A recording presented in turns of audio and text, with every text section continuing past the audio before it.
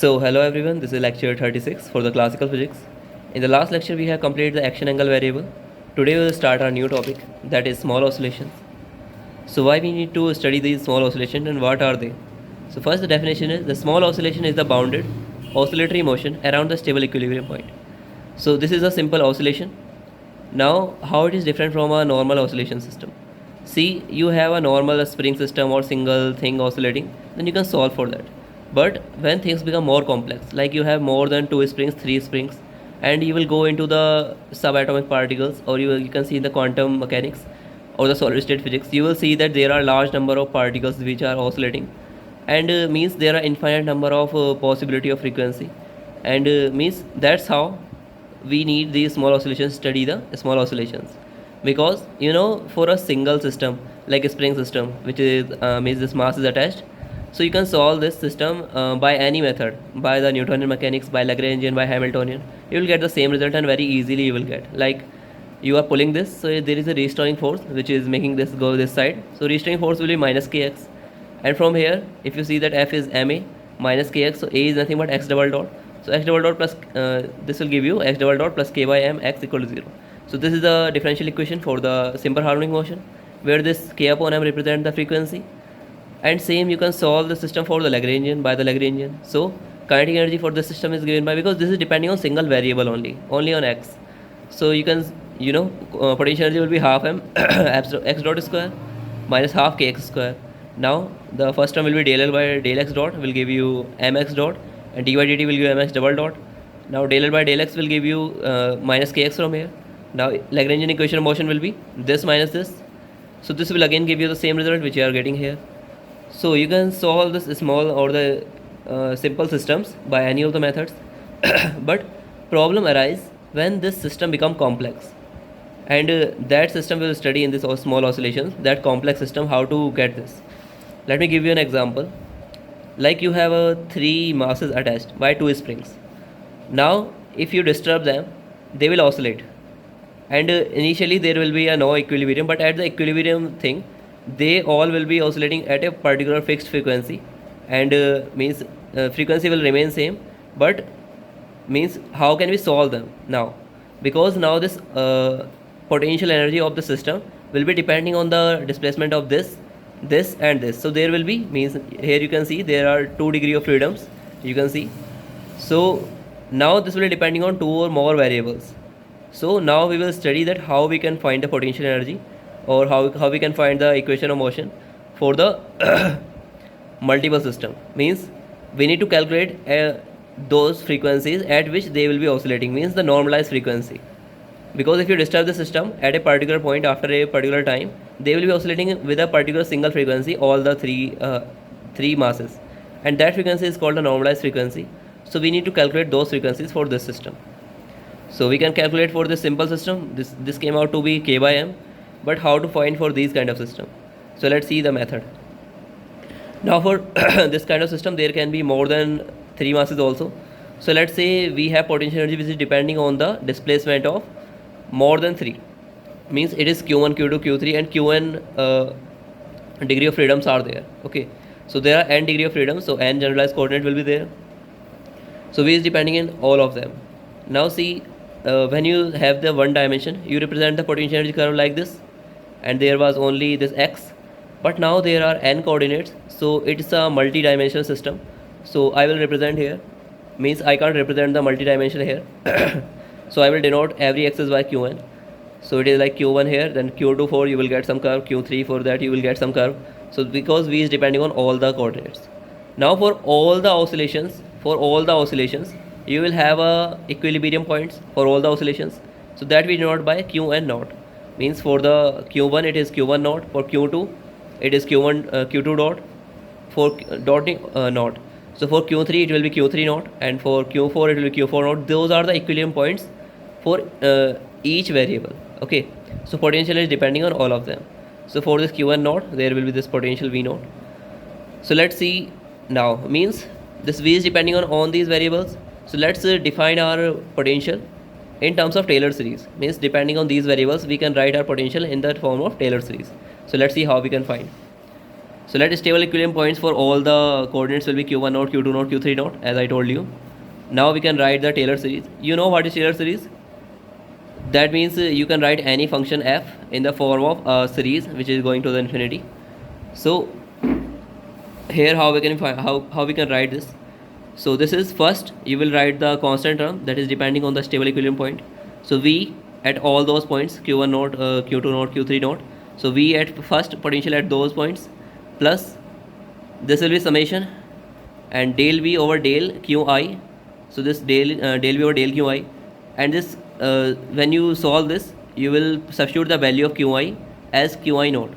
Means this is summation of differentiation of potential at all points, and in the last you will substitute the value of equilibrium point, and that will give you the value of this thing. This is some constant number. Okay, this is not a variable.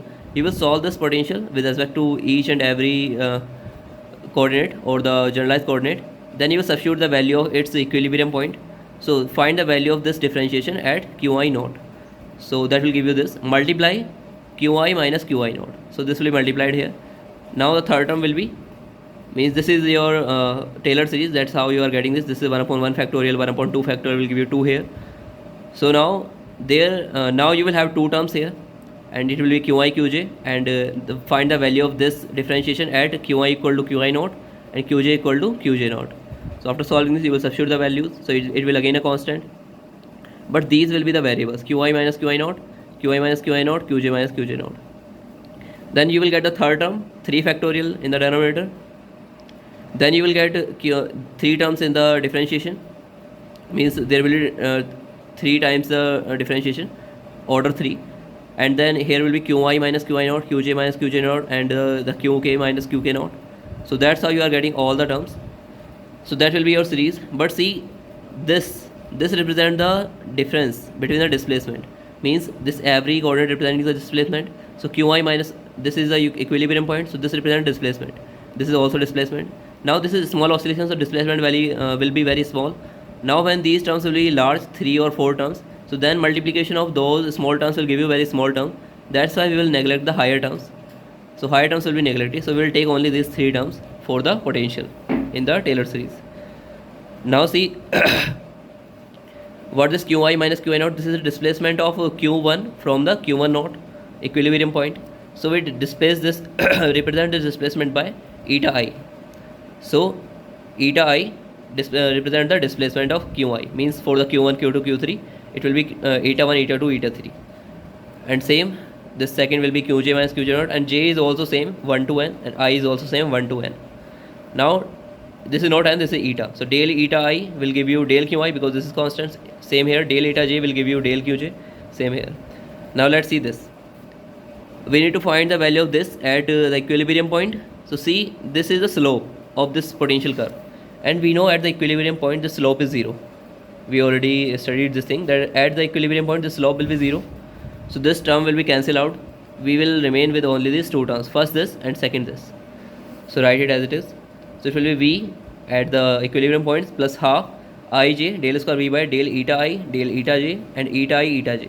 Now in place of this qi naught we write eta I and here eta j. So we will get this equation now, where I is going 1 to n and j is going 1 to n.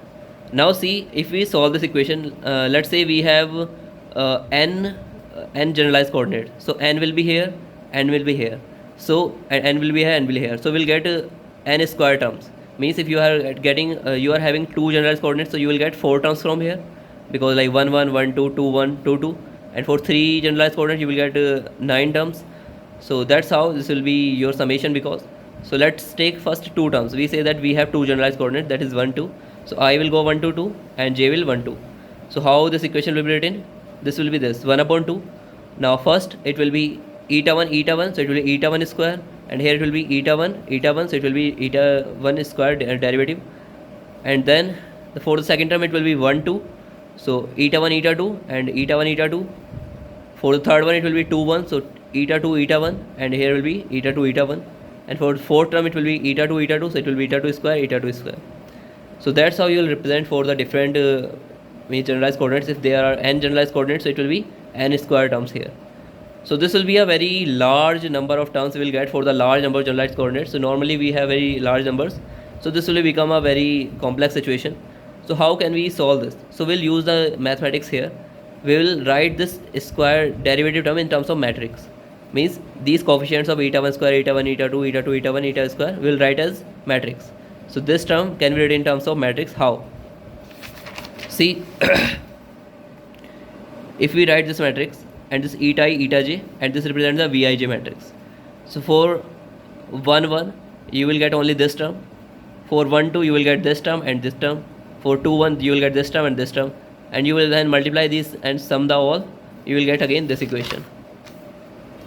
Means for eta 1 it will be eta 1. So this is your first term for the matrix, and this will be 1 2 term. This will be second term, and 1 2 in the multiplication. So that's how you can write this into this matrix, where this Vij represent a matrix. Okay, so now you can write that equation in this form. Hope you understand this thing.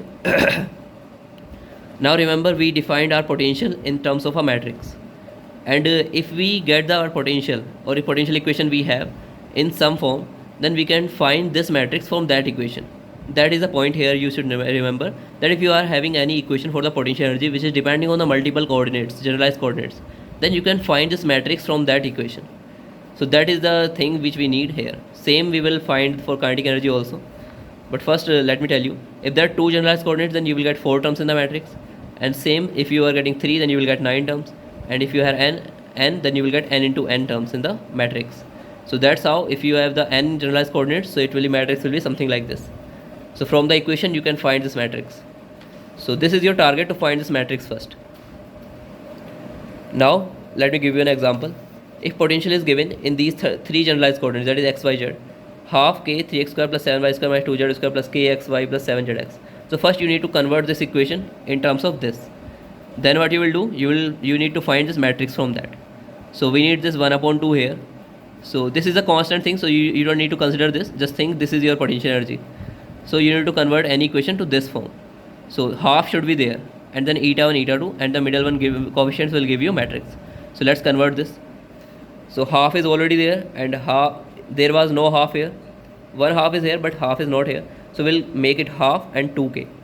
So now we have this thing. Now we take this half common, then inside thing make x, y, x, x. In place of x square we can write x, x. In place of y square we can write y, y, z square, z, z. So it is like 1/2, take 1/2 common. Then inside you will have coefficients and the x, x, x, y, y, z, y, x, x, y terms. So those x, y, x is as 1, y as 2, and z as 3. So take them as 1, 2, 3. Now x, x represent 1, 1, y, y, y represent 2, 2, and z, z represent 3, 3, and their coefficient will be written in the matrix. And same for x, y represent 1, 2, and y, x represent 2, 1. Same z, x represent 3, 1, and x, z represent 1, 3. So we'll take the coefficients in the matrix and take the 1/2 outside. So first it will be 3k for the 1, 1. So we'll write in the matrix at place of 1, 1, 3k. Same for the y square, it is 2, 2. So in place of 2, 2 we'll write 7k. And for the z square it will give you 3, 3. So it will be minus 2k. So minus 2k. Same we will take for the xy, it is 1, 2. So it will give you 2 will cancel out, it will give you k. So 2, 1 is k. Now yx is 2, 1. Sorry, it was 1, 2 and this was 2, 1. So both are k. So 2, 1 and 1, 2 are both are k. So 2, 1 and 1, 2 are both are k. Now this 3, 1 represent 2 will cancel out 7k. So 3, 1 will be 3, 1 will be 7k. And this 1, 3 is 7k again. So 1 and 3, 7k. Now see, whichever terms are not in the equation, so you will write 0 there. And this matrix should be always symmetric. So you will get always symmetric matrix, only then you can solve this.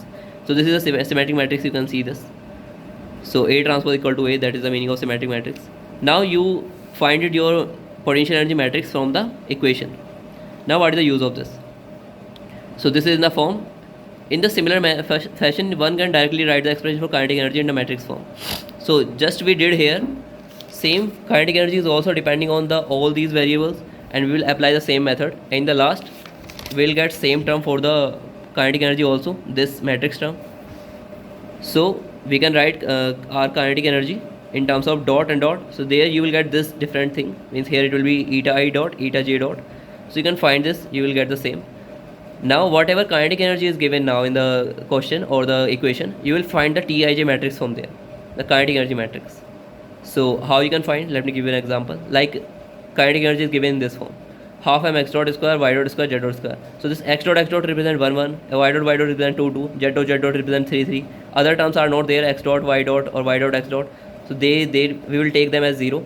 So coefficient of x dot is m.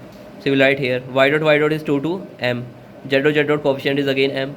So this will be your kinetic energy matrix. So just remember these methods, how you find the potential energy matrix and how you find the kinetic energy matrix from the equations. So this is the important thing. Now we need to find the Lagrangian. So it is t minus v, and t is this and v is this whole thing. So t minus will be given by this equation. Now Lagrangian equation for the eta j. So eta j is nothing but it is representing our eta 1, eta 2, eta 3, eta 4 means displacements. So for any eta j, now these are the generalized coordinates somehow. Okay, so we change this thing to this thing, displacements, in terms of displacements. Now Lagrangian equation for eta j will be first del L by del eta j dot, then del L by del eta j will be given by this from this equation. Now this minus this will give you what? Lagrangian equation of motion. So let's find the Lagrangian equation of motion. So this will be this, half will go, and this will give you this thing. Tij, this is kinetic energy matrix, eta I double dot plus Vij, potential energy matrix, eta I equal to 0. Now see, here you use this kinetic energy matrix and potential energy matrix to find this equation. And now how can we use this to find the frequency or the normal frequencies? So operate this equation from left side with Tij inverse. So whatever matrix you are getting for the kinetic energy, multiply the complete equation with the inverse of that. So here you will get identity matrix. So I, eta I. Here you will get what? Tij inverse Vij, eta I equal to 0. Now see, this is the same equation as we get for the simple harmonic motion. There it was x double dot plus omega square x. So you can compare this equation with this. So this matrix represents nothing but frequencies, and there you won't get single frequency, you will get multiple frequencies. So though all values of frequencies are the normalized frequencies, means your system can possess any one of the frequency from there. Now for each frequency there you will get a this normal mode also. So what this mode represent? So I told you this eta I represent the displacement. So eta I represent the displacement in 3 terms: eta 1, eta 2, eta 3. If there are 3, like we have this plane system, so this represent the displacement in 1, eta 2 represent displacement in 2, and eta 3 represent the displacement from 3. So eta I will be your matrix, a column matrix, eta 1, eta 2, eta 3. So first you will get frequencies. For each frequency there will be a mode, fixed mode. So let's say from here you will get omega square, omega 2, omega 3 square. So whatever matrix you will get, they have means eigenvalues of those, this matrix will have the units of frequency. So that's why we'll call that all will have the frequency. This is called a matrix form of oscillator equation. So you can see this is the matrix form of oscillator obviously. Now see, for each omega 1, omega 2, omega 3 there will be a particular mode. So let's say we are getting this omega 1 frequency first, and for that this x1 is the mode. So we get eta 1, eta I as my 1, minus 1 and 1. Now see, in place of eta I we write x1. So this is your first mode. X1 is your first mode with corresponding to omega 1. So x1 double dot plus omega 1 square plus x1 equal to 0. And this mode is came out to be 1 minus 1. So what this represent? The point is what this represent, this mode. So this represent the displacements, means this how it is displacing, means how our particle is displacing, this represent this. If these displacements are same, so it is moving in the same direction, this is moving in the opposite direction. So 1 minus 1 1 represent this going this direction, minus 1 represent this going this direction, and this going in this direction same. Now after some time this may be going in this direction, then the second one will be in opposite direction because of minus 1, and third one will be in same direction as first. So that's how it is fixed, means for a particular frequency this mode is fixed. This displacement will occur only in this way, and frequency of all these 3 particles will be same, that is omega 1. So that's how you find these things. So for each frequency there will be a mode particular with respect to each frequency, though there will be n frequencies. So n normal frequencies you will have, and n normal modes you will get. So that's how you can solve a very bigger complex system also, and you can find the normalized frequency, normalized mode, that what frequencies can this system have, and that's how you can solve. We will see some more examples and questions how you can solve this, but hope you understand this thing I told you. These frequencies omega 1, omega 2, omega 3, omega n are called the normal frequencies. All the particles will oscillate with the same frequency, and these x1, x2 and xn are normalized modes. So that's it for today. Thank you everyone.